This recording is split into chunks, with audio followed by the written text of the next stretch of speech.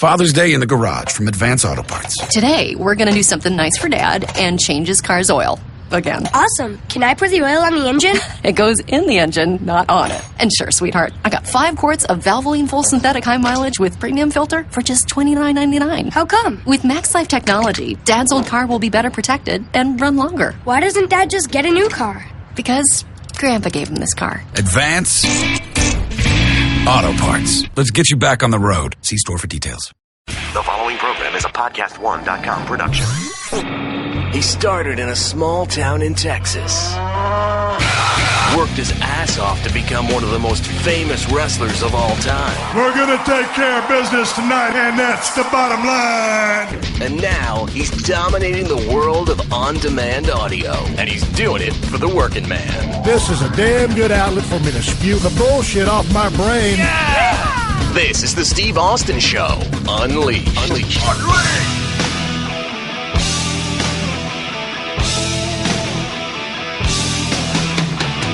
All right, everybody, welcome to the Steve Austin Show. I'm coming to you from the main streets of Los Angeles, California today. I'm sitting here in my office with the window open, and I got a nice cool breeze blowing through the window. Southern California weather. It's probably 65 degrees at most here today. The breeze makes it feel a lot cooler. Over here to my right on the carpet is Hershey the Wonder Dog, my prized chocolate lab. She's stretched out, she's sleeping, and she's probably dreaming about eating a big bowl of dog food. She is my security force, and she is not doing her job once again. I will fire her after the podcast. Hershey, stay asleep.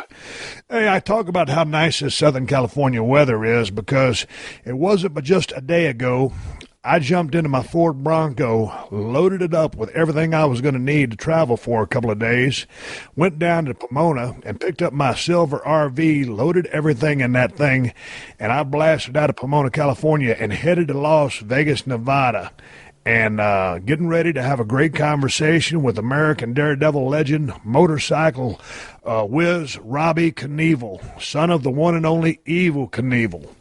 I was an Evel Knievel fan from way back in the day. I was born in 64, and of course, I guess Evel started really jumping stuff in 61. The Caesar's Palace crash was in 67, and all the other stuff. I remember Snake River Canyon like it was yesterday. So I followed all Evel's career, and I followed Robbie's career because I just always liked seeing what those Knievels were up to next, what they were going to jump, how they were going to jump it. Would they make the jump, hopefully, or would they crash and tumble down or up a ramp and just destroy their bodies? So I was a huge Knievel fan. I was looking forward to talking to Robbie Knievel. So I loaded up my RV. I wanted to talk to the man in person, not on a Skype. So what happens is I get in my damn RV and I get down to Duck Creek RV Park right on the outskirts of Las Vegas. If you guys, anybody, if you listen to my voice, if you do any RVing and you're passing through Vegas, try the Duck Creek RV Park. They treated me like absolute gold there. It was a wonderful facility and I had a great time. Only problem was the internet was a little bit slow. So anyway, back to the story. When I rolled into Vegas, it was hotter than hell. Probably it was 108 degrees.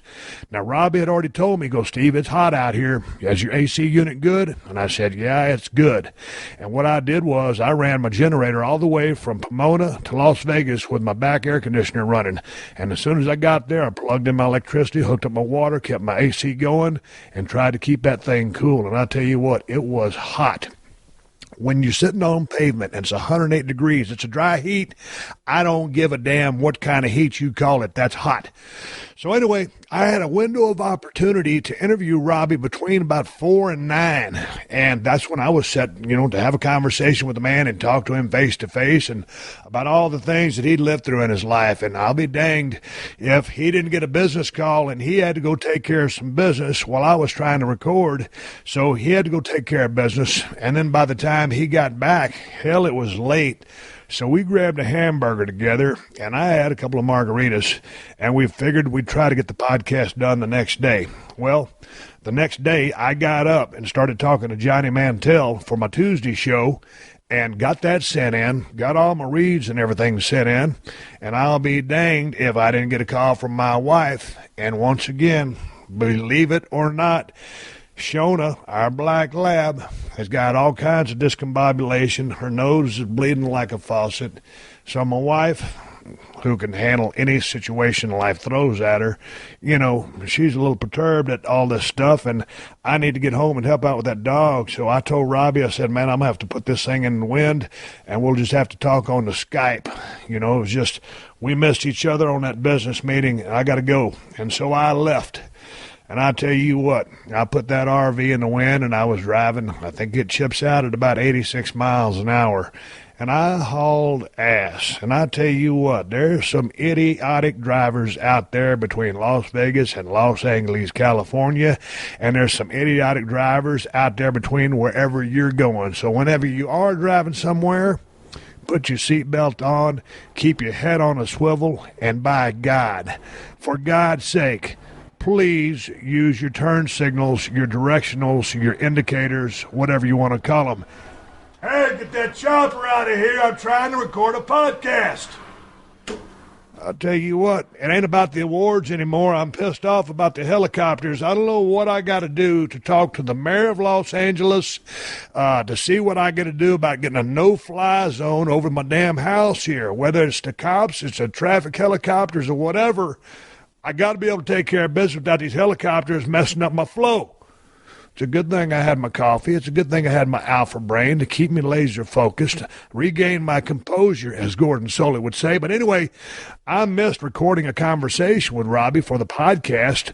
We told some stories. I ate a hamburger, had a couple margaritas, and then it just got late, and I had to haul ass because I had to get back here and help out with the situation of my dogs. The conversation you're going to hear today on this podcast was recorded this morning. After I saw and met Robbie in person, we did connect over Skype. I regret the fact that we couldn't record in person, but sometimes things in life pop up, and that's what happened on this trip.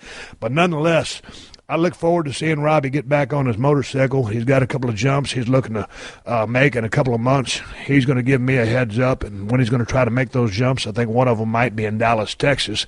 So anyway, Robbie, it was good talking to you, and I think you guys are going to enjoy this conversation. But before we get to Robbie Knievel, let me tell you guys about a great new app that's going to make it easier than ever for you to buy and sell sports tickets and concert tickets. I know how it is when you want to buy tickets online. Most of the sites make it real hard to find what you want, and then they try to sneak in huge fees at checkout. That's why you need to try SeatGeek. The SeatGeek app lets you find whatever tickets you want right from your phone. You're looking for seats behind home plate at a baseball game? Maybe you're trying to hook up some Guns N' Roses tickets or want to see AC/DC with Axl Rose singing. Then download the SeatGeek app and get a great deal on the seats you want. SeatGeek has taken all the work and hassle out of shopping for tickets. They put all the tickets available from other sites into one place so you save time and never miss a deal. Every ticket on SeatGeek is given a grade based on value so you can immediately find underpriced seats. And SeatGeek is always honest and upfront about the price so you get the full ticket price from start to finish. And ain't no surprise with huge fees when you check out. And all you Steve Austin fans get a $20 rebate off your first SeatGeek purchase. All you have to do is download the SeatGeek app. Go to the setting tab and click Add a Promo Code. Enter the promo code Steve, and then SeatGeek will send you $20 after you've made your first ticket purchase. So download the SeatGeek app now and enter the promo code Steve. Evel jumped at Caesar's Palace in '67, the horrific crash. What year did you jump it? I jumped Caesars in '89. It took me a lot of years to talk him into doing it. Gary Wells tried it, was the only guy to try it after my dad, and he ran around and mouthed off how easy and what a lousy rider my dad was, and then he missed his whole landing ramp, splattered off the wall, and almost died. And then they weren't ever going to let anybody jump it again, and Dick Clark called me and my dad and said, "What's Robbie up to? Why don't you guys come to L.A. and meet with me, and we'll talk about what he wants to do." And my dad said, we sat down, my dad said, "Robbie wants to jump the Snake River." I said, "Yeah, but first I want to jump Caesars." And my dad looked at Dick and says, "Oh, anybody can jump Caesars."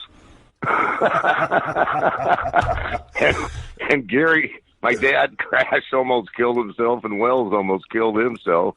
And Dick Clark says, "Well, I know Henry Gluck, the president, and I'll set up a meeting tomorrow if you want, Evel." He says, "All right." Hey, let me ask you a question, Robbie, because I've heard a few people discount your father's riding ability. Now, I grew up with Evel, in the prime of his career. I was born in '64. '74 was his biggest year. Obviously, Caesar's Palace, all that stuff happened earlier. But I was a huge Evel Knievel fan. He was a hero for me. And then when he stopped, I followed your career, and you became that guy who would defy death and do all the legendary stuff on the back of a motorcycle. But some people discounted your father's riding ability, and I think they're crazy because I don't know. It's like I love UFC and MMA, but I don't know how to technically do it. When I look at your father, the XR 750, what he jumped on, that was not a jump bike. That bike, Eddie Kidd, your nemesis, said, that bike has 3 inches of travel. It was not built for jumping, but that's what the man jumped on.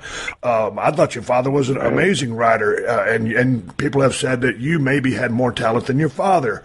It was the Caesar's Palace crash that really launched your father's career. How would you assess your father's talent compared to yours as you looked over the years at you duplicating some of his jumps and surpassing many of his jumps? Well, let me try and put this in a nutshell. My dad was an excellent rider. He was an excellent athlete. He was a semi-pro hockey player. He was a semi-pro ski jumper. He did a lot of sports when he was young. And when he grew up in the mining mountains, the Rocky Mountains in Montana. And he climbed hills every day. And, he rode all over the place. And on the bikes back then, I think he was riding Hondas, Yamahas, Honda 500 Scramblers. We used to travel the West Coast, and he raced flat track, half miles. We lived in Orange County when I was 4 years old. My brother was in kindergarten. I remember my first memory. I remember asking my mom, my first memory, sitting there in the dark at Ascot Speedway, which one's Dad? She said, he's in the black in last. But, he would travel the country, and he was racing with the pros. And, I grew up with him riding trails and stuff, and my dad was a great rider. But the thing was, over the years, when he got into his career after Caesar's, he shoved his hip into his pelvis. One leg was shorter than the other forever. He had a hip replacement in the late 90s. And, that took away. He had staph infection all them years. And he was always injured. I don't remember growing up with my dad when he wasn't hardly walking on a cane or crutches. It's like, geez, my dad's always injured. And, that put a dampener on his riding, for sure. And, when I grew up, I rode every day right out of the backyard into the Rockies, over the mountains, 3-hour, 4-hour loops. By myself, and I climbed all the same hills he did in the mines, the big Berkeley pit. There was just tons of hill climbs, but my dad always said that I was a better rider than him. But I rode every day. I put my whole life into it.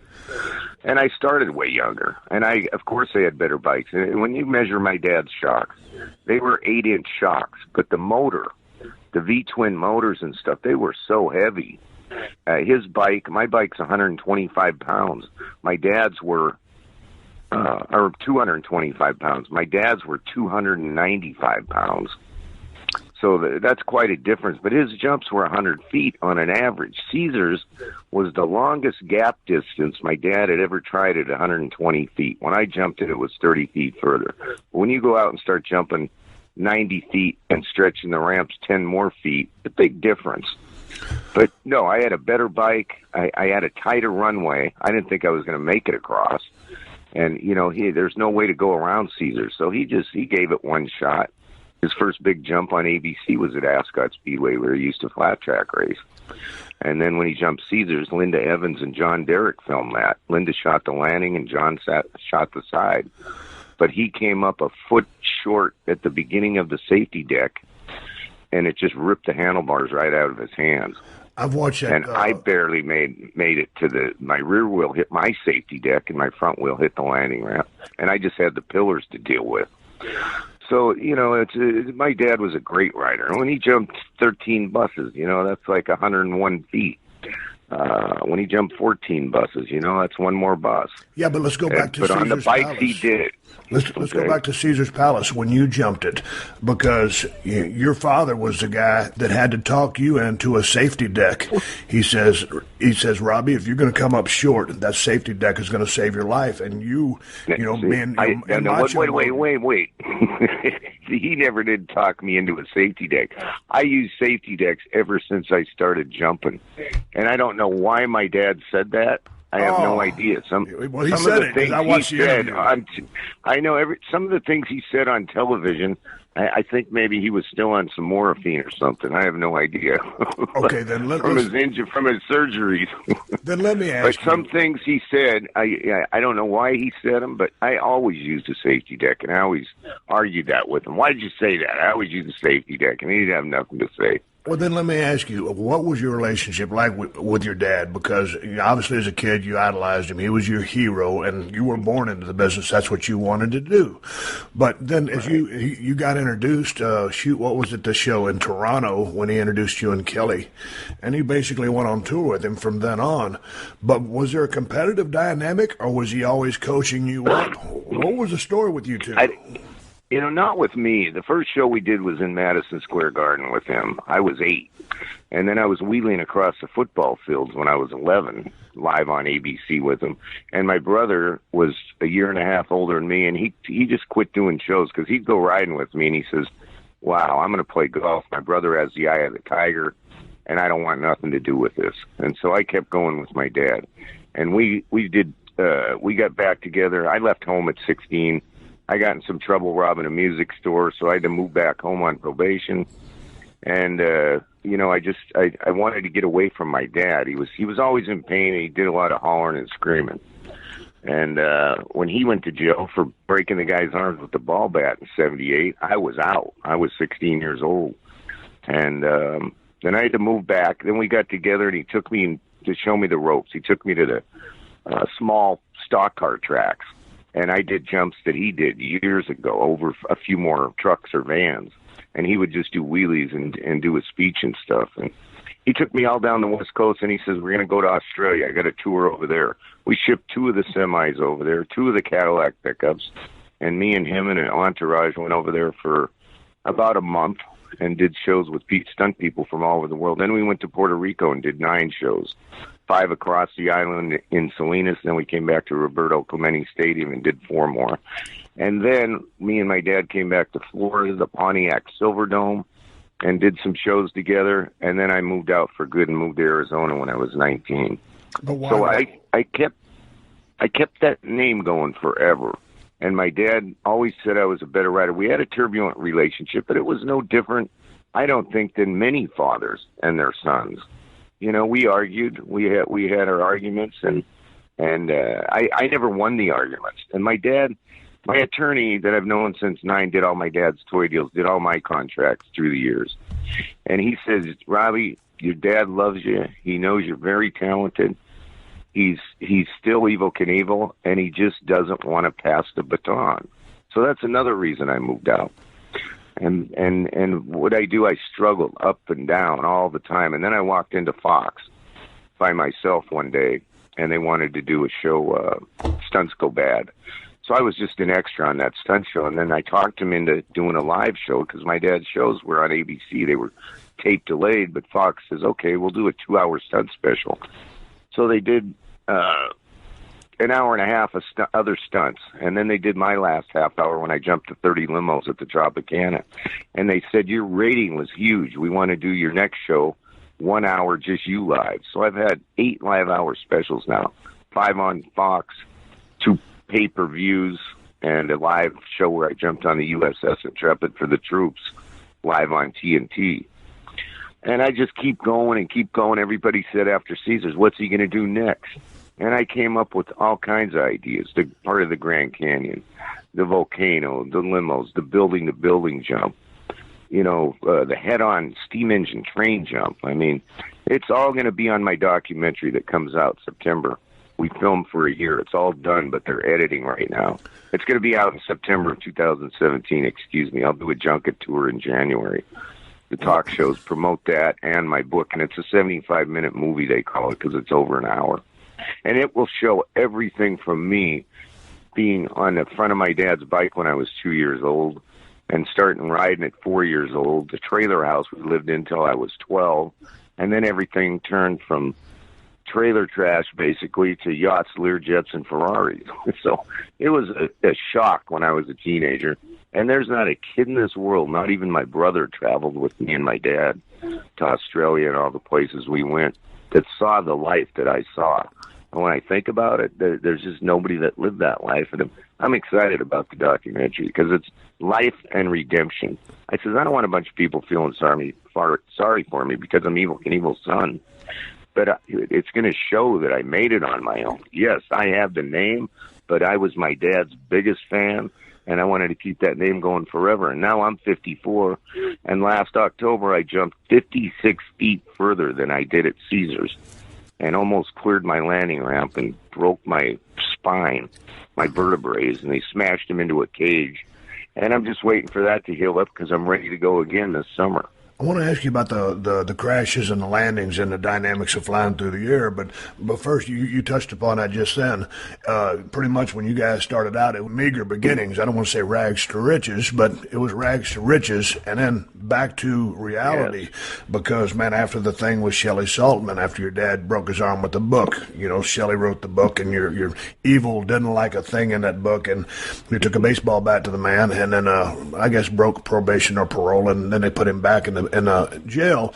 But, you know, back in the day when he started jumping and had all that success, when all the toys came out, because I had the stunt cycle, and you guys, Evel was making millions and millions and millions of dollars, and he was spending it just as fast as he could make it. So what was it like for you as a kid to grow up from meager beginnings, all of a sudden to be the lifestyle of the rich and famous, and your dad is an absolute rock star? Well, I was only 12 when I moved. We built a house when we left the trailer on 8 acres on the golf course, and all of a sudden we had these beautiful thoroughbred horses and Tennessee walkers. And I was cleaning the horse stalls with my mom. We had the hunting dogs because my great-grandfather raised my dad and took him hunting all the time. And he took time out in his prime time when we were young kids to take us hunting, fishing.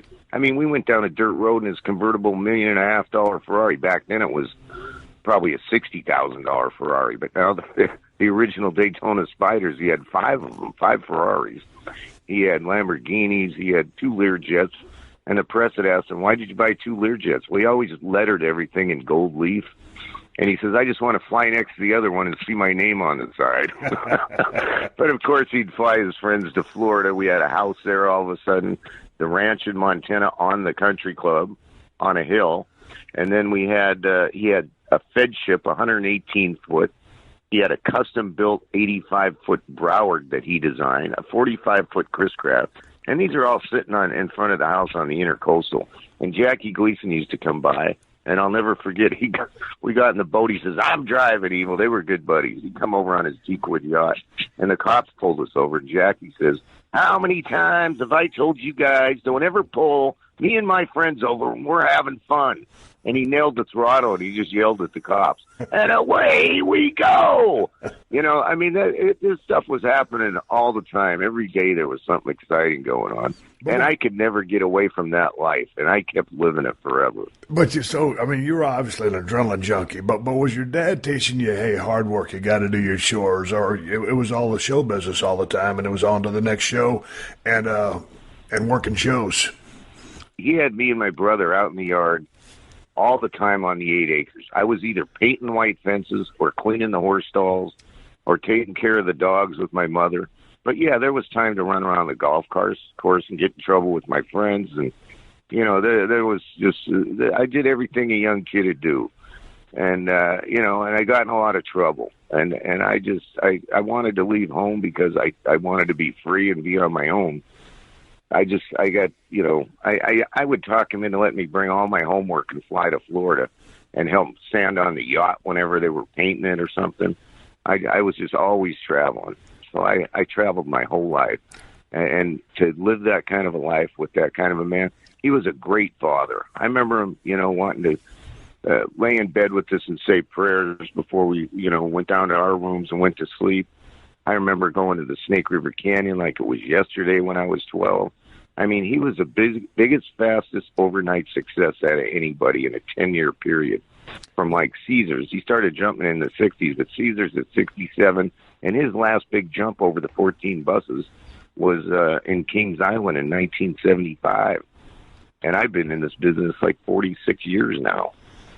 I got one more thing to tell you about before we get on with this podcast, and that's the Resurrection of Jake the Snake documentary is finally out on DVD and Blu-ray.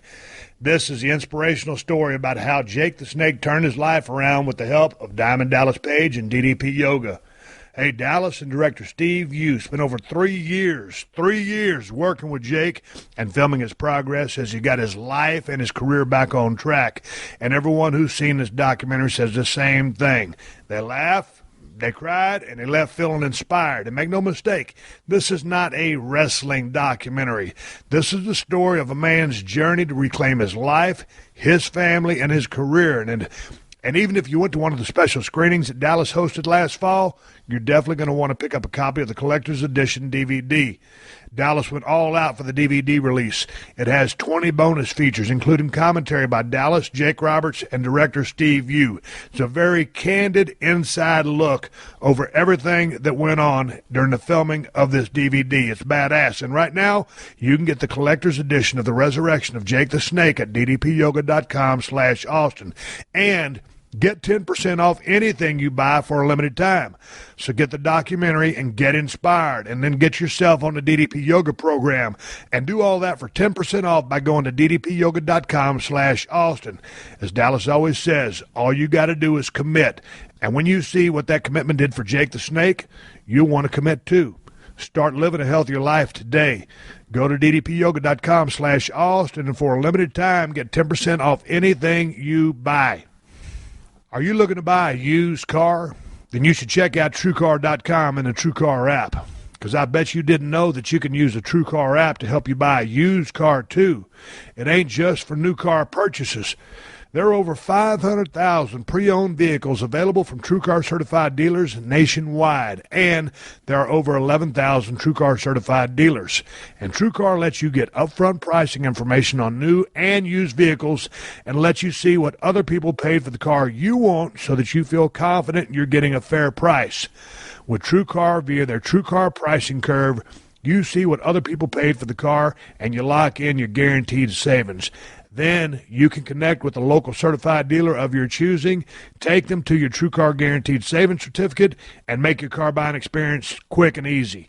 Over 2 million cars have been sold to TrueCar users by the TrueCar Certified Dealer Network, and TrueCar users save an average of over $3,000 off MSRP. So when you're ready to buy a new or a used car, visit TrueCar.com or download the TrueCar app to enjoy a better car buying experience. Some features not available in all states. So when you first bought your first bike, what did you grow up riding? Was there a preferred brand of motorcycle that you liked? He's jumping Harley, but you're riding the newer technology stuff that's lighter and more nimble? Well, when I was real young, I started on a Honda 50, of course, when I was 4 or 5 years old. And I jumped a Hodaka 100 and a Baja 100 Harley off his ramps for the first time when I was 9. I only jumped like one car. And then I started doing the wheelies, and I got on CR 125s, and I raced flat track on a CR 125 for a while. Then I went into motocross first. My first race was at Snake River Canyon when I was 10. And then I grew up, got onto Can-Ams. Harley sponsored me on 250s, SXs, which were bikes with lights, and they were junk. And that's what I jumped when I was 13, 14. Went to Australia, rode their motocross bike, and their motocross bike didn't last long. But Harley, I always wanted to sponsor me, but they never would. My dad did the baseball bat deal, broke the guy's arms. Everybody says, there's some guy said he beat the hell out of him. He didn't. He just broke his arms. He had somebody hold his arms because he was in the hospital with 2 casts on his arms. And the reason he broke his arms, he said, now write a book, Abby. He was kind of sticking up for the celebrities amongst us, so to speak, and the press. He said they would flagrantly violate people's privacy and certain things. But, I in the book, I never read the whole thing, to tell you the truth. I was so young when it came out. It was called On Tour with Evel Knievel, but it was a lot of truth. I mean, my dad was huge. He was like an Elvis on a motorcycle traveling around. And every woman in the country saw something in Evel Knievel that attracted it to him. So attracted them to him. How did that set with you? Because, I know you have a great relationship with your mother, and Evel called her the most beautiful woman in the world. And yet, when he was on tour, he had a few vices. Maybe Wild Turkey 101 was one of those vices, but so was women. And you had a hard time with that because, obviously, you're a young man, but you know that he's cheating on your mother. How did that set with you? And did you ever say, hey, Dad, this is wrong? Because that's Evel Knievel you would be talking to. You know what? I never did say anything to him, but it killed me. My mom is a perfect angel, and everybody that knew her, from Frank Gifford to any sportscasters, Howard Cosell, they loved my mother. And I was the only one traveling with them, so my brother didn't even see this stuff. He found out later on, but when I was 16, that's when it first struck me, and I was just like, wow, Dad, this is terrible. Like any kid would be if he had a great mother and father. So it was hard for me to comprehend. And I went through life and the travels overseas and all over, and that's what I saw. And that was my dad, and it was what it was, and I was the son. So what was I going to do, beat him up? I don't think so. But you followed in his footsteps, jumping motorcycles. It was your passion. It was your calling. You loved the adrenaline of it and the challenge of it. And so you're much like your father. When you would achieve your greatest fame, your notoriety, all of a sudden you have this huge following. You're married. You have kids. You must have followed in your father's same footsteps with regards to the women, the vices, etc. No, I didn't. I'll tell you why. Because my mother was such an angel, and I had half of her in me. I had half my mom and half my dad. There's a little evil in all of us, I always say, but mostly me. I wasn't a dog. I had a lot of friends and a lot of people around me that were dogs, and that's just how guys are, people are, and women are the same way these days. I mean, it's just things were way different when I grew up, and I just wasn't that way, and I continue to be the same. I'm good to my girl and the girls I've been with. Way back in the day, I might have cheated on one or two, but that's life. So, not like Evel. I mean, his shenanigans were so prolific. He had. I don't know how many women he had. He might have had as many as Gene Simmons, for all I know. Okay, but let's talk. I have no idea. Let's talk about a few of the other vices. I mean, because I spent my fair share of time on the road, but your guy, been on record as saying you used to love your whiskey. How bad or how hard would the whiskey take its toll on you, and how bad did it possess you, or you just used it, a lot of it, because it seems to be, I don't know, that was your vice? Well, I drank a lot. It went with my job. I mean, anybody with high adrenaline. I never considered myself an adrenaline junkie. I started so young, it just came natural. Of course there was adrenaline. I mean, after a jump, it took me 2 days to come down because your adrenaline, you just risked your life. You could be dead in a second. And I have lucked out so many times and haven't got killed from jumping, where I've had so many close calls. But yeah, the drinking, it was there. In the 80s, all my friends were partying. Everybody I knew was partying. And so, I had my days with it, and I grew up. I saw my dad get a liver transplant. My grandpa quit drinking. My dad's dead 15 years before he died. My dad quit drinking. Almost 15 years before he died. My uncle, my dad's brother, quit drinking before he died. So everybody's different. And yes, I had a problem with drinking. And I got in an accident. Nobody got killed, luckily, about a year and a half ago. And I just woke up. My pancreas gave me problems for 16 years. I had acute pancreatitis. I had pancreatitis and acute pancreas problems. So I was in the emergency room once a year for pain. And after the accident, I just said, I'm done. And I quit for a year and stayed completely sober for 11 months. My buddy Grizzly Adams died. I had a couple drinks.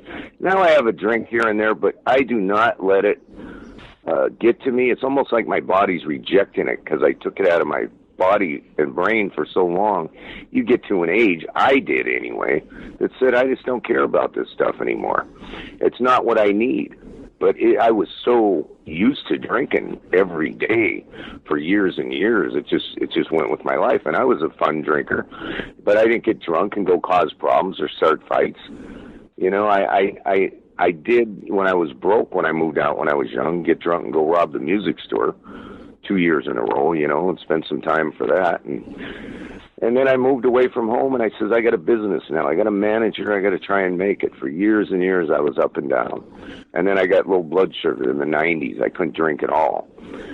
And then, you know, you get to a certain age and things happen, and you see what happened to a lot of people, and you go through meetings, you go through outpatient treatment, you learn so much, and it finally hits you. That alcohol, if it gets a stronghold on you, it's time to get away from it. That's anything. My dad never did drugs. He hated drugs. The only drugs he was on was pain medication in the hospitals. But, you know, he caught me smoking pot when I was a kid, you know, 16, 17 years old. He was going to break my legs, so I stole the truck and tried to run away. All these stories are in my documentary, so it'll be good. Well, tell me about your relationship with pain, because I've experienced my fair share in the business of professional wrestling. Y'all, your father, yourself, took it to a whole new level, because when I go back and I've seen the Caesar's Palace crash by your father, and that was probably the crash that really launched his career into the stratosphere, and then the Wembley crash in front of anywhere between 70 and 90,000 people, which was horrific. And that's when, after that crash, he said, hey, I'm never going to jump again. He would, but nonetheless, both of those crashes captured in slow motion, and I've watched them 100 times, and I've seen you have the same type crashes. And in the Grand Canyon jump, you made the jump, but due to whatever happened after you hit the bottom of the ramp, that berm flipped you off the bike. So I guess what I'm asking you is, what is your relationship with pain? Because you've experienced it at the extreme highest levels. Is it something you just accept and you just live with, high tolerance to pain, or you're immune to? You know, I can't answer that. I hate pain, and everybody's different with pain, so I don't know how it affects me, but I hate it. I can't stand it. I don't like a paper cut. And now I have arthritis that kills me. I take glucosamine. It's the only thing that's helped me. From my separated, you know, shoulders, dislocations, to my knee surgeries, to all the torn ligaments in my body. I mean, when you watch me crash, when people compare my bike to my dad's, nobody ever did what my dad did back then. He stood on the seat and was doing stand-up wheelies in the 60s. It was unheard of. I was doing no-handers, jumps in the late 70s. Nobody ever saw and heard of. And a lot of these kids doing tricks today, they weren't even born. And they got an 80-foot jump on an average doing their backflips or whatever and landing on dirt. But when you see my bike come, on an average, my dad was doing, he'd always say he was going 100 miles an hour, but in reality, he was doing 60 to 70 miles an hour on a heavy bike. When you see me hit the pavement at 85 miles an hour, I mean, I'm going way faster, and I'm going almost twice as high because I got a higher ramp. And I mean, I'm splatting down the pavement, and people will see my dad's slow motion, and they'll see my jumps on this documentary. You know, I'm hitting the pavement way faster. Yeah, I'm on a better bike, but I'm going higher and twice as far. My average jumps are close to 200 feet. You know, explain to me about the jumping process, just, I guess, the physics of it, because when it comes down to designing a ramp, when I watched your father's old jumps, you know, the ramps, he was trying to hit at a high rate of speed, as you just said, And then to me, the ramps had a flat trajectory. And I'm thinking, why don't they build a higher ramp? But with that, I'm assuming comes the trade-off. You're going to fall further. And with the 3 inches of travel, the 8-inch shocks that he had, the landings were absolutely brutal. And he broke his back, I don't know how many times. Same with you. Just take me through the dynamics of how do you set up a ramp, gauge the measurements of it, the trajectory, and talk to me about flying further rather than higher, because what's the lesser of two evils? I mean, you don't want to come down too hard, but you got to make it to the other side. How do y'all decide that? The further you go, if you're thinking in my dad's mind back then, only he was. And the further you go, he says, I'm going to jump 15 cars for a world record at Ascot Speedway in 1966. Maybe it was 65, I don't know. But, he was I think he was on a Norton, or he might have been on a 500 Scrambler. I'm not sure, but he had to build a higher ramp to go further. So he would build these 8-foot wide takeoff ramps that were 6 feet high. And my ramp's 10 foot now, so it gives me more distance. But the beginning of his ramps, I learned from him in the late 70s. I would start building an approach ramp that I'd pull up on the bottom of the ramp. So when I hit it, it would take some of that boom. He would hit the bottom of the ramp. It would slow him down and cross him up. And if you look at most of his jumps, it would slow him down enough where he would hit that little safety deck, and it would spit him off. And there were some jumps he almost cleared the ramp. But, it's just the ramps he used to use. And then by the time he was doing his big jumps, like 13 Mack trucks in Toronto, Canada, I noticed his takeoff ramp had a lot better takeoff at the bottom. But he'd still get crossed up because it wasn't good enough. And mine changes degree, and it's higher. It goes from like 8 degrees, down towards the first part of the bottom where you take your hardest impact, a quarter of the way up the takeoff ramp, and it turns to 15 degrees at the top. So you really can't even see it when you're looking at the ramp. But yeah, for him to drive down the strip at Caesar's Palace and go, I want to be the first gladiator at this hotel. And he walked in there and says, I want to make you guys famous. I want to jump your fountains. I mean, what was he thinking? I don't know what he was thinking. And then all of a sudden he's in a bar and they're telling, why don't you jump the Grand Canyon? Okay, so he heads to the Grand Canyon with a bike with jets and wings on it. And he could never get permission because the north side is, government land. National park, and the south side is all Navajo and Wallapai Indian land, and that's what I had to do. I had to go to the south rim with the Wallapais and jump part of the canyon, because there's no way you're going to make it over the canyon unless you got a rocket. That's why he went to the Snake River, and he bought a piece of property, and the other side was Bureau of Land Management, and it still is. And they will not let anybody go. You're just going to get in trouble. They're going to write you a ticket. But anyway, I've been working on the Snake River Canyon forever. I want to go back to Wembley and jump to Harley just to show people I can jump to Harley. I'd rather have 2 cylinders banging a piston than one, believe me. Because when you're headed for that ramp and your piston sticks, you're done. If you land too short, no guy's ever lived except one guy tore his legs off landing underneath a ramp without cars in it on the grass. But I want to do the canyon, and I want to do Wembley just to prove to myself and people that I can jump to Harley further. Let's talk about the Snake River Canyon jump that your father attempted in the X2 Sky Cycle. The chute deployed on takeoff, but the biggest question I have for you is, how old were you at that time?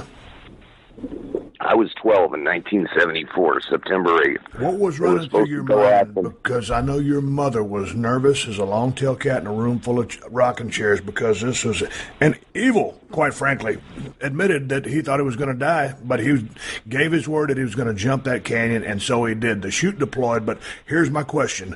What was the state of mind between you and your brothers and sisters and your mother before that jump happened? Between me and my brothers and sisters, we thought my dad was going to die.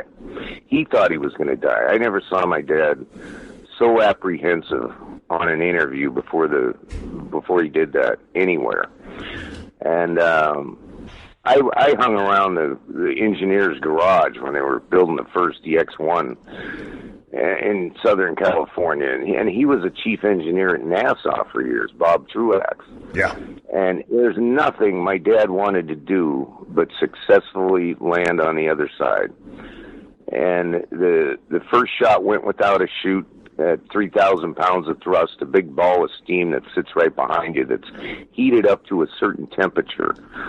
So the only way it could have blown up is if there was a leak in the ball. The engineer explained all this to me later. And I remember it a lot when I was a kid. But he had to put it off for 2 more years because, they just weren't ready. And he was, trying to get enough money. And they fired a second test shot with a dummy in it at 5 in the morning, just when it got light out so no cameras could get it. Because that was the first time they raised the ramp, a 100-foot-long steel track ramp that it had to go on, and 0 to 450 in 3.5 seconds, the engineer told me, almost straight up, 57 degrees. And, and it was going to go, it was designed that much thrust, 5,000 pounds of thrust, 5,000 pounds of total impulse. 0 to 450 in 3.5 seconds. He was worried about, blacking out where he couldn't pull the chute. And the second test shot went off, and the chute blew out the exact same way. And the engineer told me that he wasn't sure what happened. I mean, they weren't sure what happened back then. He says, Evel, we need to fire another test shot. I don't know what happened. Maybe we should take the canister off the top of the parachute. There's electrical wires running everywhere in that thing. And then my dad says, I'm out of time, I'm out of money, take it off automatic pilot. I will pull the chute, because the second test shot went perfectly straight on automatic pilot. And when my dad did it, as soon as it fired, the chute blew out before the thing even went 10 feet. Correct. It's just like a shotgun shell. It's just the thrust just blew it out. And the last thing my dad wanted to do was take a chance on landing in the river. The second test shot landed in the river because the wind was hardly blowing, but every day at that cannon, it blows from the BLM right into your face every day. I mean, not every day, but that afternoon it was blowing hard. And if it would have went a half a mile over, it might have caught the edge and stayed on that side. But he blew out. He thought he was going in the river. He had a chute on his chest. He was struggling, trying to get out to pull that chute because it was so heavy. And the guys down there in the boats, they wouldn't have got my dad out before he drowned. And he couldn't get the straps off because of the G-force. It just snagged him and locked him in. They just tightened up, and he could not get it off. So he lucked out and blew into the wall and bounced into the rocks on the one side. Talk about one lucky guy, man. And I remember watching that live. It was absolutely incredible. The whole family was crying that he was going down in the river and he was going to drown. So, yeah, we thought he was dead, and then he comes up with a bloody nose because he read it out. He didn't black out. The G-force rushed all the blood to his head, and the engineer told me years later, I go, how many Gs did he take? Because I used to go up in the Learjets and practice G-force when I was a kid, but I'd only take like 2 or 3 Gs, and I was like, yeah, enough of this crap. But the engineer told me it was between 6 and 7 of the toughest G's you can take, neither negative or positive, in the middle. So I really don't understand that until I get a G suit on and start practicing. I mean, nobody's ever made that canyon. Nobody's ever been back there since. I would rather jump a bike any day of the week than get in that sky cycle. And he said the same thing in an interview. He goes, hey, man, that canyon's still there, and I haven't seen anybody line up to take it on. The question on the back end of the Snake River Canyon jump, that jump, the failure of that jump, because it wasn't his fault, it was a mechanical failure, and he'd rather go down in flames or have a crash and not let the people down. But that setback, I mean, that really devastated Evel. It took a toll on him. Oh, totally. He never wanted to go back there. You know why? Because it was the craziest thing he ever did. It was just nuts. with the parachutes technology today, people say, there's never been another sky cycle built. And you still got to have the thrust, and I would do it the same way with the steam. I would just hope that we had a chute system that we could figure out. And I'll guarantee you, if my crew chief's still alive, and you're still alive, and my stunt coordinator, Spanky, my buddy's still alive, a few guys that I can trust, I'm going to have you guys standing there with remote controls, and if I black out, you guys count to 1, and then pull that chute just like an ejection seat on a freaking jet. All right? I'm there. What was his conversation with Bob Truax? Because he really felt that Truax was... Him and Bob, they got along. My dad always said Bob Truax had a little bit of an ego with his building, but the guy was an engineer. He designed a sky cycle for Evel Knievel. My dad had an ego, for Christ's sake. Everybody had an ego back then. 60s, 70s, 80s. I remember going to Hollywood and wanting to do stunts, and man, egos were just flying for years. And, he always said Truax had a little bit of an ego, but I always found Bob Truax to be the nicest guy in the world to me. So, it was a lot of building. My dad was in that garage for years, and then the test shots at the side of the canyon for years. It was crazy to just I couldn't even fathom what my dad was doing, let alone on a bike and then getting in a rocket. I thought he was nuts. I loved my dad. I didn't want to see him die. I was crying like crazy when I saw that chute come out. I thought he was going in the river. And we just got in an accident 2 years before. We took my mother's father duck hunting. We just bought a 6-man raft. And we're floating down the Madison River, and it's 12 feet deep at the time. And we come around a corner, and there's a fork in the river, and we hit a log, and the boat tipped over. I was in the middle of the boat. My dad was in the middle, and my brother was in front. I was in front of my grandpa in the back. And my grandpa shoved me as hard as he could. My dad grabbed my brother and threw him into the bushes on this island. My grandfather, I felt him shove me as hard as he could, and I grabbed the branches. Well, my grandfather had waders on. My dad had chest waders on to go get the ducks after we shot them. But the river was so deep, my grandpa went down underneath. He's hanging onto the bushes for, I don't know, at least 10, 15, 20 seconds, and we see him pop up, and he grabs this log, and his coat was off, so he must have took it off in the bushes. And my dad's yelling, hang on. He started to go out on the log, and my grandpa had to let go because his boots were full of water. And my mom, it's her birthday on a Sunday, and she's waiting down at the bridge. Anyway, they found him. It still cracks me up. It just traumatized me for the rest of my life. And, just the whole drowning thing. The canyon came up, and it was almost like, oh, their dad's going to drown like Grandpa and because of this accident. And it was just a weird deal for the whole family. Hey, man, you got to take me through the process of the mental prep or physical prep before a big jump. What are you thinking at the top of the ramp to gain speed, coming down the ramp or zipping through the Caesar's Palace the way you did?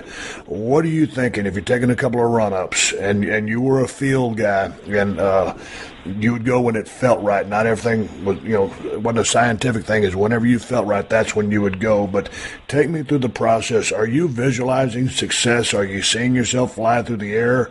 How do you prep for what you're about to do? Because case in point, your Grand Canyon jump, when you were at the top of the ramp, you couldn't see across the other side to where you were landing. So the ramp is there, but you're jumping into the unknown. You're super experienced. I got to ask you, WTF are you thinking at that moment? They're all different. You can't see the landing ramp because it's a slope. And it's there on every jump. But that's why my dad started building safety decks so he could see the front of the landing ramp. And if he landed a little short, he had something to hit. He created the safety deck. He created what he did. But sometimes I get butterflies, I say, and sometimes I get cockroaches. different jumps, different feelings. The building jump was only about 20-car distance, but it was the scariest offset jump I'd ever done, being up there 13 stories. Ceasar's, no run-bys. Nobody ever made it. And I'm making run-bys and shutting down, and I didn't think I had the speed. And I made 5 runs where I usually only make 3. And people think you're just psyching the crowd up. No, you're making speed runs. My dad, when he started, he used to have us stand there at the side, watch him go by and pull up to us and go, think I'm going fast enough? I think you got it, Dad. I don't know. You're the one pulling the trigger. And, I do the same thing. No speedometer, no tachometer. And after years, I started having a guy stand by my ramp and just radar me. So I would get within 30 feet on an 80-foot-long landing ramp. The Grand Canyon ramp was 100 feet long because it was way higher. And I would sit and look at that every day, and all I saw was this huge open canyon get wider and wider every time I looked between the ramps over that hole. Yeah. And it was, it was a long ways down, and so it looked like a longer jump. And I couldn't make run-bys there because I promised the Native Americans I would build scaffolding all over all their cactus. And that lump that came out, so everybody knows, was a rock, and it was part of the canyon edge. And so I didn't want to dig that up. And I just thought, well, I got plenty of room. And then they built, the producers, there was 18 cameras, I think, on my jump, but they built a camera stand way down at the end and put hay bales in front of it. And until I came out of the motorhome that day up by the ramp, because it got postponed the first year, I knew how far the jump was. And I all of a sudden I see this camera stand and hay bales. I go, I'll deal with that later. And I just went as fast as I could, and I went way too far. And my rear wheel hit that rock, little ledge there, and it just kicked me up, and I said, I ain't going to stop. So I grabbed the front brake and bailed off. And just flip-flopped, stretched everything in my body, broke my ankles, tore my ligaments, and had a concussion and broke a couple ribs. Man, it was a hell of a tumble in that hay bale, and I was thinking, man, why didn't they take that berm down? Because if you could have just rode it out, put the hay bales maybe another 100 yards further, you could have just eased into the hay bales, but you got launched off the bike. It was a horrific spill, but you made the jump. And to your point, you overshot it, but that's dang sure one that you don't want to undershoot or you're going in the canyon. Yeah, well, even if you undershoot any of your jumps and hit the front of the ramp, well, I've hit the front of the ramp and bounced over, where half on, half off. Like in Hawaii, I hit the front of the ramp and just bounced over, destroyed the ramp, had a piece of scaffold pipe go right through my swing arm, which is a thick aluminum swing arm, and missed my body and sprained my back, and went out there the next night and did it no hands. But, it's just any jump you land that short. If I would have landed 3 feet shorter, I'd be dead. Because you're hitting a wall, basically, your safety deck, or a car, and you're going to snap your neck in half, just like everybody has. I mean, a big handful of guys have landed short, and they're all dead. I was listening to your dad break down just the basics of a jump, and I'd like to chime in and give me your 2 cents. He says on your starting position, you want to be on the balls of your feet. You want to make sure you're straight on the ramp, because if you're crossways, you're going to miss your landing. You want to be in the power curve on takeoff. And then you can rev the bike in air to adjust position or hit the brakes. Tell me about the dynamics of flying through the air. Would you concur with that? And what does hitting the brakes and revving the motorcycle while you're in the air, how does that change the pitch or angle of the motorcycle? I think my dad never did use a brake on any of his jumps. He was either nose diving or crossed up, or he was, getting back too high. But the back brake stops your rear wheel because it's spinning so fast, or slows it down. You don't want to stop it because then you have twice as much weight coming down because you kill the motor. But, I just tap it when I did long jumps. My jump contest, I nailed it twice. Boom, boom, and I didn't kill the motor. But it speared me right down. It brings your bike back because that rear wheel is driving and spinning so fast, it's bringing the front end up because it's driving down, you know what I mean? So you hit the back brake to stop that rear wheel, and it notches you forward. So So I've used that on a lot of jumps. The last jump I did, I hit it so hard because I was getting so straight up and down because I launched so high because I didn't have a good takeoff, and I missed my fourth gear a little bit, and I hit fifth, and I just said, nail it, keep it on, and it just launched me. And I jumped 56 feet further than I did at Caesar's Palace and almost cleared the ramp and ended up with a major back surgery where they crushed my vertebrae, the bones, removed a couple, what do they call them, discs, herniated discs, and they smashed those bones into a cage that goes from T number 9 to lumbar number 1. And, man, this is the most crappy thing I've ever gone in as far as injuries besides knee surgeries.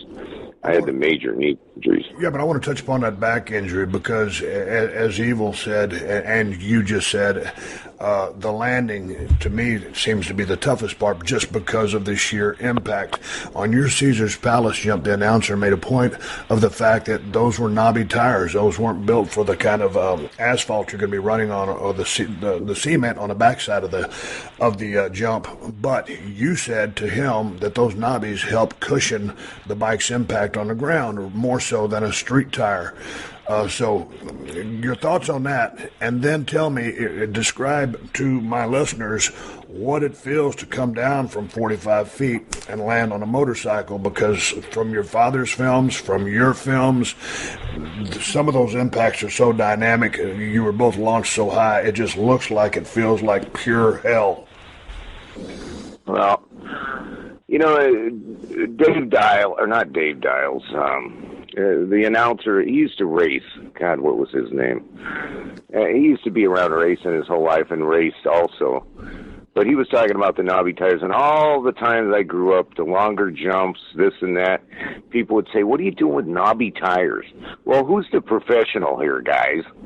You know, my dad, it's like, if it's too slick to jump with a knobby, it's too slick to jump. So I got an extra inch almost out of them knobbies when I hit, so it cushions my suspension a little more. And I'm coming down. My dad was at probably 15 feet at his wheels in the air.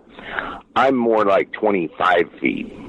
And when you go out and, just think about getting on a motorcycle almost on top of a telephone pole and just dropping straight down, you're going to take a hard hit. Yeah. But when you're going 85 miles an hour like my last jump, and you come down from 25 feet at your wheels, where your head's about 30 feet in the air, it's like, it's a hard hit. And my dad broke his back 3 or 4 times. He never had a back surgery. He always broke it outwards instead of into his spinal cord, is what my mother told me. And he lucked out that way. But I totally munched, and I was 5'10" and a half. Now I'm up like 5'8".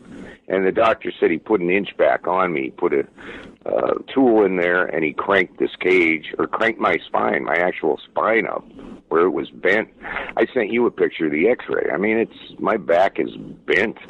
Dude, it's wicked. And here's the thing. People ask me all the time from 15 years of pro wrestling, hey, man, how you feeling? Hey, I feel pretty good. Let me ask you that same question. After all the years of jumps, all the successes, all the hard landings, and then on top of that, the crashes, and then on top of that, back in the day when the whiskey was running hot, how do you feel? How's your body on a 1 to 10? Say a 1 feels like crap and a 10 feels like $1 million. Where are you on that scale? I'm just hoping my back's going to heal up, the core, everything's going to be strong enough to jump again, because I don't want to quit. Everybody wants me to quit. They can't believe I'm still jumping as far as I'm jumping at my age, but I'm still going the distance. I'm still jumping further in Caesar's Palace at my age every time. But the doctors told me, I said, I've cleared ramps before. How come my back broke? And they says, well, when was the last time you cleared a ramp? I said, I don't know, 40 years old. They says, well, every year after 40, everybody's back starts getting weaker every year. And so as strong as my back heals, it's still going to be weak at the age I'm at. Your father, right there getting towards the end of his career, he felt that people had high expectations for himself. It was almost like he was a comic book superhero and he could never live up because people wanted him to jump further and further. But he also said that your mental attitude deteriorates as you get older because of the pain and the healing process when you're flat on your back for months at a time. When did you start seeing, the end as far as your dad being an active jumper? And how hard on him was that? He could live up to expectations, but also he was on the backside of the prime of his athletic career. Well, yeah, he was way on the backside on the athletic part. I get on my bike today and my crew chief looks at me and says, holy cow. Well, I haven't been on my bike since October, so I'm just waiting for my back to heal up. But mentally, I feel way stronger in my head.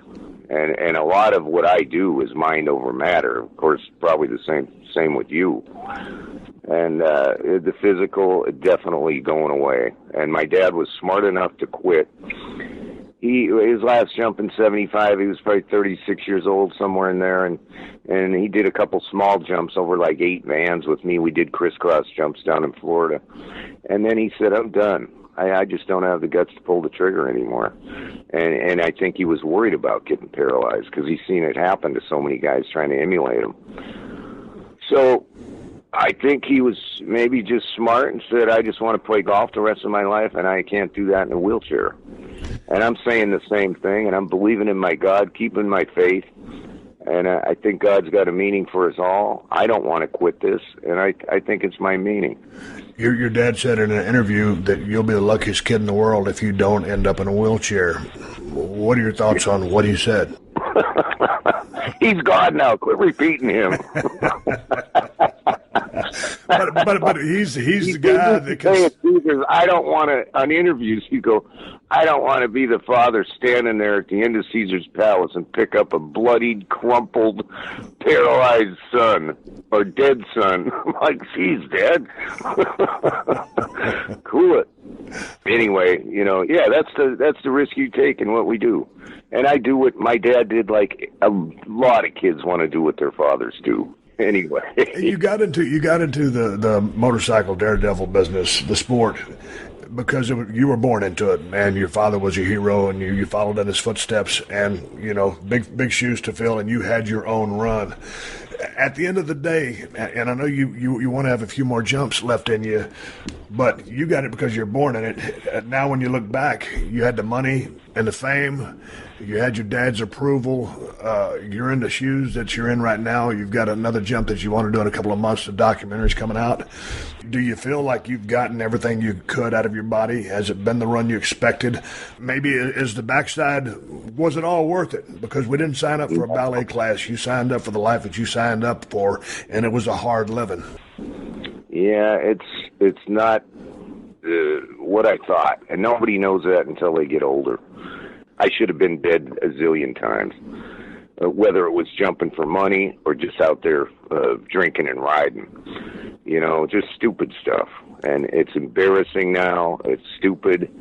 And I'm going to be what I've learned my whole life. I'm going to take all that professional learning and put it together on every jump I do, because I just don't want to quit yet. And I want to keep that name the most famous on 2 wheels. And so far, I have done that. And there's a lot of jumps I still want to do. I'm running out of ideas, but the Harley jump is one of them. And, I go to these Native American casinos mostly. And I'm picking and choosing the jumps I want to do now. But I just hope my back heals up. If I jump tomorrow, it feels like it'd break right now. What is it now for the money, for the rush, or just because you love flying through the air? It's definitely got something to do with money. I've made hundreds of thousands where my dad made millions. And I got a website, Captain Knievel with a K. If anybody wants to book me, that's where I'm at. But, I just love people. I loved our fans. My dad was always stopped and signed an autograph. He never turned anybody down. And I stand up and take pictures with them and sign their autographs because they all got a camera with them these days. But, you know, it's just the people that walk up to me with a Robbie doll still in the box from when I was 13 and ask me to sign that. That's hilarious. And then they, I mean, my dad's toys outsold G.I. Joe. I was the kid riding on the back on his toy commercials. But, you know, I never made a bunch of money off that. My dad made millions because his toys were so great. He said he came along with, he was the right guy at the right time with the right persona, dare I say gimmick, as we would use in the wrestling business. The white, the red, and the blue. It was America. So in hindsight, though, after the Shelley Saltman incident, when he beat him with the baseball bat, and then Ideal pulled the toy line. And then again, with respect to money, that really put a damper on your earning power because of all the deals that were yanked due to those actions. Would I be correct in saying that? Oh, yeah. I mean, he threw a big monkey wrench in your plans. I was named after my grandfather. I was the second, same middle name. Thank God I never got called Evil Jr. all my life. And, you know, I'm the second, so I never made the money, got the marketing deals, but hopefully I bring all that back. Hopefully the brand name and the years I've been out there, I hope a toy, a game, a lot of that stuff just comes back and my name stays out there and it can still use my footage, the jump footage to do commercials. You know, I'm hoping I live the rest of my life, and I don't want to make millions. If I do, great. Rich or poor, my dad always said, better to be rich. But, you know, if I made $10,000 for the rest of my life, once a month, I'd be happier than hell just to drive around in my bus, go to a campground and go fishing and play golf. I was watching an interview from many years ago. It was yourself and Evel Knievel, your father, and Pat Sajak was the host. And you were about to do the Caesar's Palace jump. And he says, what do I call you? Do I call you Robbie or Evil 2? How long did it take you to outgrow the fact, I mean, you're always going to be Evil's son, but you had your own career. When people would make that, a statement like that, I would imagine that would rub me the wrong way. How did you take that? How did you put up with that? I had to laugh. You know, I just went along with my dad. He was the boss. He said there can only be one boss. He put Evel Knievel 2 in the Showtime contract. I should be able to use that name, Evel Knievel 2, whenever I want, because my dad gave it to me back in '89. But he wanted Evel Knievel on everything. But there was a Roman numeral 2. So the semi-trucks all of a sudden going to Australia had Evel Knievel 2 on them.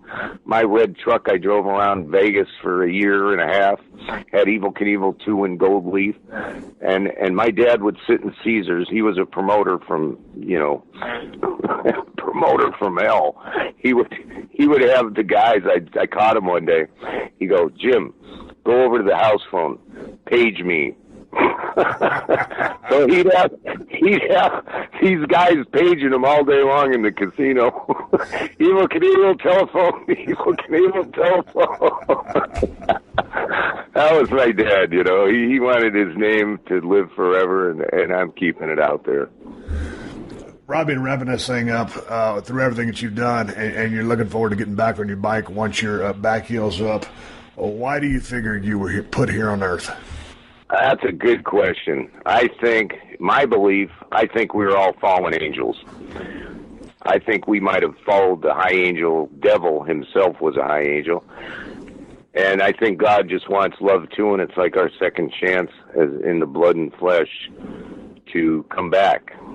I think we were spirits way back from the beginning. But that's kind of my belief, and I just feel like I'm in this spot. And life is short, so don't do everything stupid and be an idiot. You know, I mean, be good to people, love people before you die. Robbie, in and up, what's the timeline on the back injury? I know that you had some impending trips, maybe to Missouri, maybe to Texas, to talk about jumps.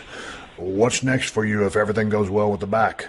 Well, I'm looking at some commercials for a car dealership and a jump for them for that commercial in Dallas, Texas at a big Kia dealership, the Coolies.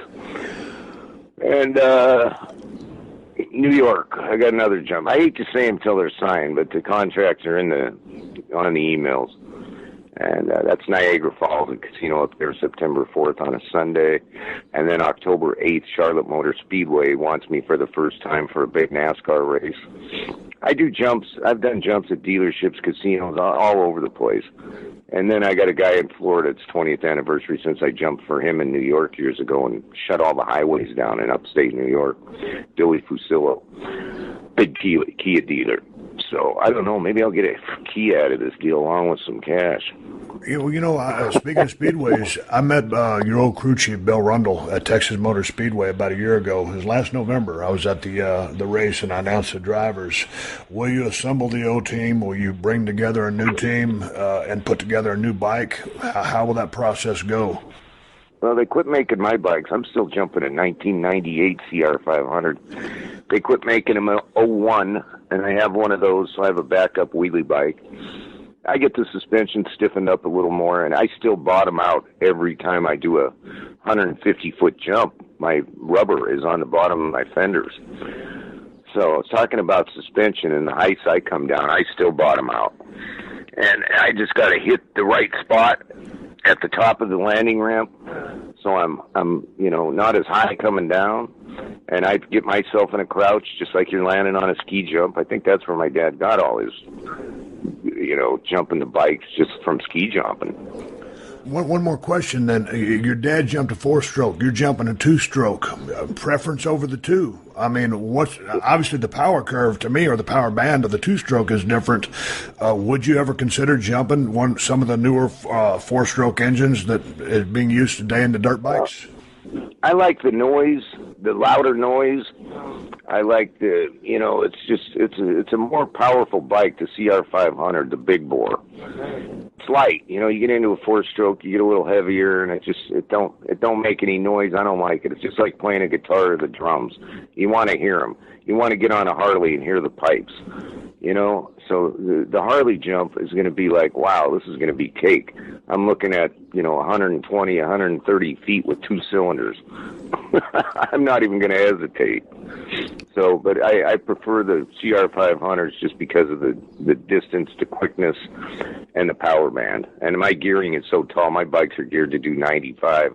And when you get going down the highway and thinking about hitting a 4-foot wide, 10-foot high ramp at 85, 90 miles an hour, I mean, that's fast. When I did the jump contest, I was pinned at 95. And I still hold the longest distance record with a 10-foot high ramp when I jumped against Eddie Kidd. We made the rules. And who are we to make rules? Well, he was the Evel Knievel in the UK. I'm Evel Knievel's son. We made rules and agreed on the height ramp we wanted. And nobody since 1994 has beat my 223-foot record. I jumped 231 at the Grand Canyon, but I had my ramp was way higher on the other side, so I don't count that. What about this new generation of jumpers? Robbie Madison's, Ryan Mace, I might be getting his name wrong, Travis Pastrana. What do you think about the new generation that came really kind of out of the freestyle stuff that seemingly to me, through Larry Linkogel, the Metal Militia guys, started riding motocross, Brian Deegan, and he started doing the freestyle stuff and went to the extreme sports. Well, Evel was the grandfather of extreme sports. You were a predecessor to it. What do you think about the new school of jumpers? I think Pastrana and Robbie Madison are excellent. They look at my jumps, old school, and no dirt, and the pavement, and the height of my ramp, and they're like, wow, I don't know, that's pretty ballsy.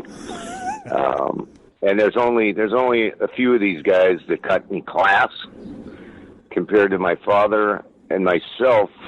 Not to brag, but we speak from our hearts. We love people, and we have something good to say to not only the people and the kids, but to the press. I mean, we have good things to say. These guys go out and do a jump. They have no show, and they have nothing good to say but brag about themselves, and they just aren't showmen. I turned my show into 30-foot flame projectors, concussion ball. It cost me $10,000 to put on a pyro show when I go do a show. I put on a show with music and everything else, and do a good wheelie show and dedicate it to the troops every time. When you get together to put on a show, you want to give some words of encouragement, give some words to the crowd, and leave them with a message. Right, exactly. And I do every time. I was a showman with my dad since I was a little kid, and my dad was a huge fan of the great Wallenda, the Wallenda family, the circus people, and he took a circus and put it into a one-man show. And that's what he was, and that's what I am, and I'm very happy about it. You know, part of the showman part of it, I mean, your father just absolutely loved Liberace. The way he would come in, suspended on a cable, fly over everybody, have the fancy robes, and just put on a fantastic show. So maybe he borrowed a few ideas from Liberace, because I know he's certainly an inspiration to your father. Yeah, he loved Elvis. Elvis and him were together one time.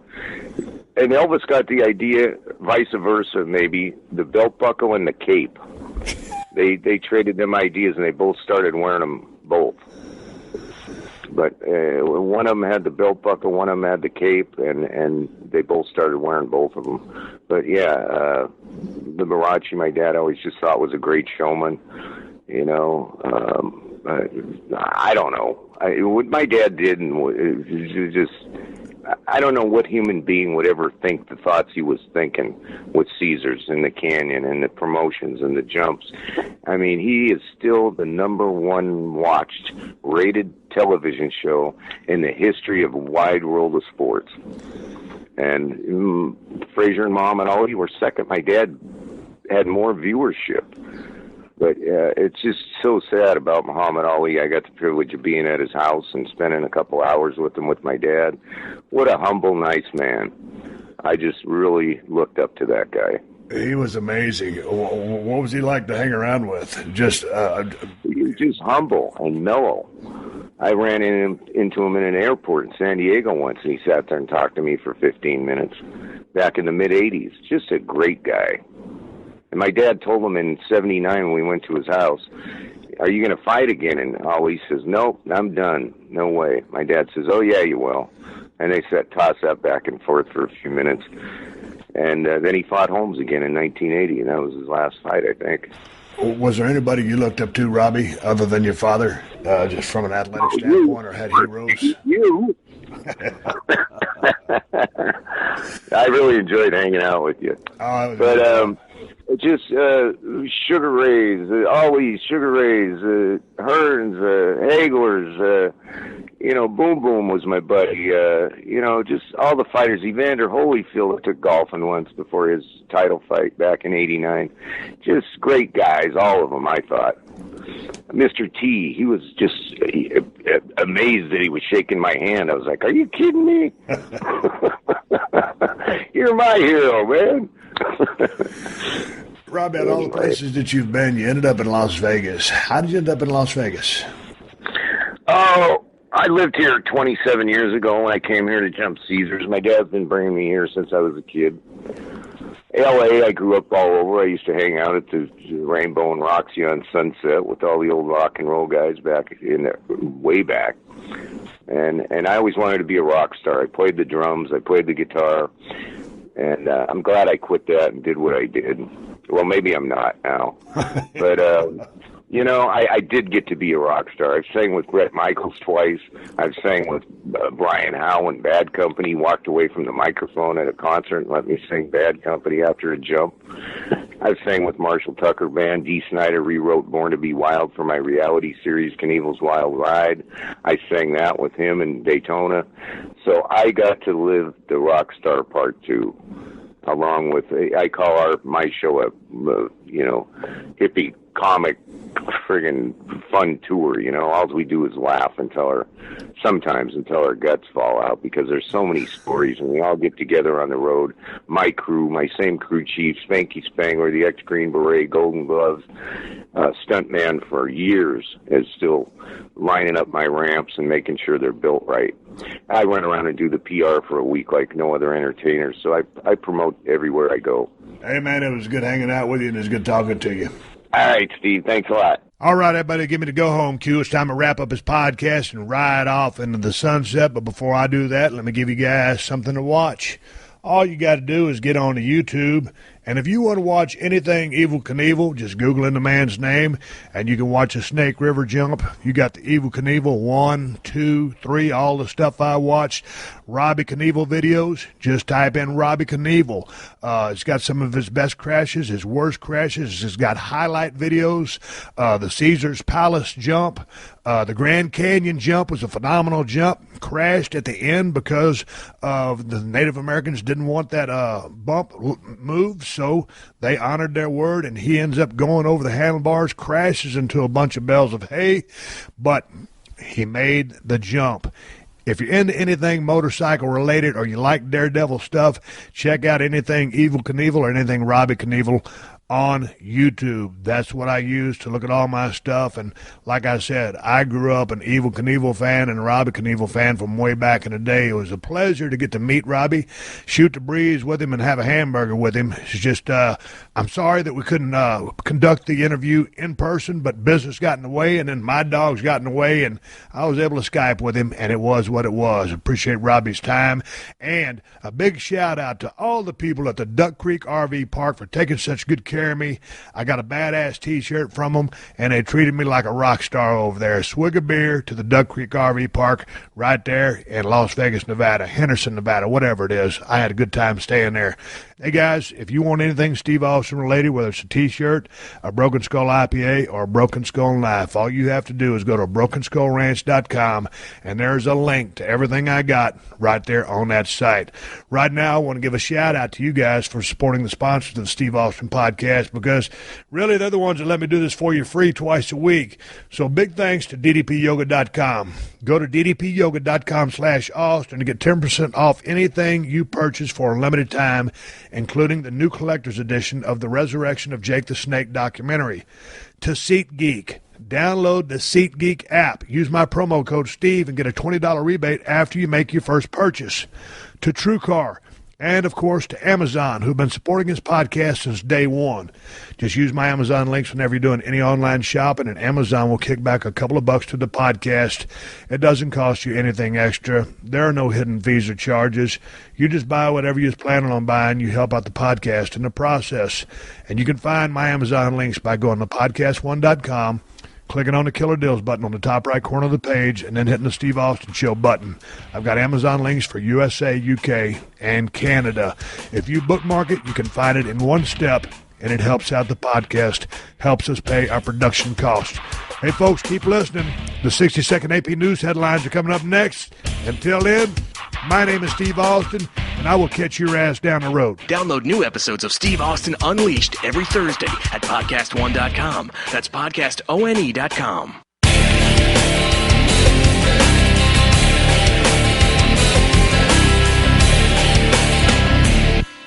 Stay tuned for the latest AP News headlines from Podcast One right after this. When shopping for car insurance, consider this. Geico has been saving people money on car insurance for over 75 years. So if you're serious about savings, it's simple. Go to geico.com. After 75 years, they know how to save you money. AP Update, I'm Ross Simpson. I see your true colors shine. The Orlando Gay Chorus sang at a candlelight vigil tonight for the 49 people killed and 53 others wounded at a gay nightclub in the city early Sunday morning. We are here to say that love will overcome in Orlando, Florida, because that's who this community is.